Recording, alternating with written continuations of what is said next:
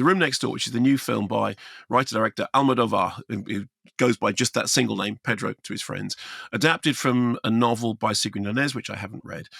Apparently the first Spanish film to win the Golden Lion at Venice.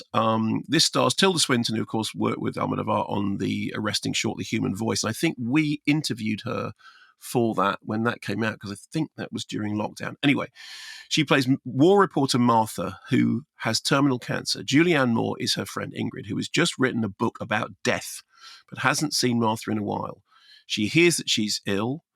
She goes to visit her at the hospital and then at home, and tries to encourage her to be positive, even when the experimental treatment that Martha has been taking fails. Here's a clip.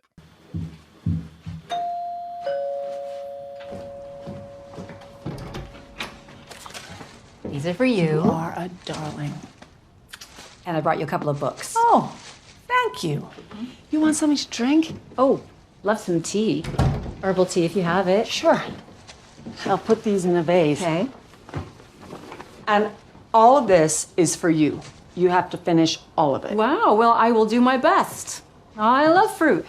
Not a particularly insightful clip, but you hear the two of them talking. Anyway, so Martha initially wanted to refuse treatment. She now asks Ingrid to accompany her on holiday to a beautiful retreat where at some point she will take her own life. And she wants her friend to be in the room next door when she does so, hence the title. Right.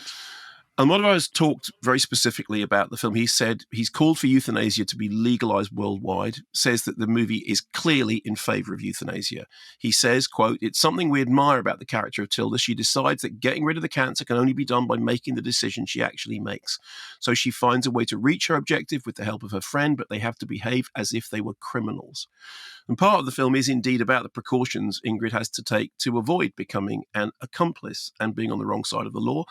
The film also has a thread about a man played by John Turturro, with whom both women have been intimate and who is now consumed with despair about humanity's inaction on climate change.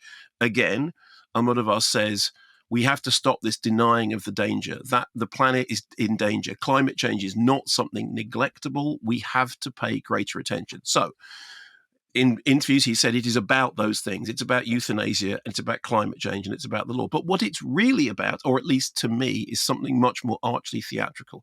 Some of the dialogue does sound like a theatre play. I mean, you remember the alienation device of The Human Voice, in which you are very specifically shown that this is a theatrical construct. It is every bit as colour-coded as Almodovar's most self-consciously designed film. So the white of Tilda Swinton's hair against the red of Julianne Moore's, the greens and blues of the furniture in the rental house, which literally looks like Frank Lloyd Wright made a sci-fi film, the red of the lipstick that is applied in extreme close-up, the green of the woodland, even the colour of the snow, which leads us into James Joyce and The Dead and John Huston's film. At one point, they watch Buster Keaton's Seven Chances, the thing about Buster Keaton running away from the potential brides and being chased down the hill by a rock. So there's a lot of references to other things. And I think one of the things it's about is the way in which art, film, music, books, whatever, sustains us up until the point that it doesn't. And one of the things that Tilda Swinton's character talks about is that having almost lost the taste for the things that she loved. I think it's about the secrets and lies of friendship and estrangement, generational divides, estrangement between parents and children who don't know each other. I mean, it's an odd film, and at times it feels very performative. The house is this series of bits that are bolted together, and actually, weirdly enough, that's kind of what the drama feels like a little bit. It's a series of rooms that are adjacent to each other and yet only kind of connected in a very tenuous way, particularly the last act, which swings into police procedural and involves a dual role that reminded me of Swinton's co-starring with herself in The Eternal Daughter.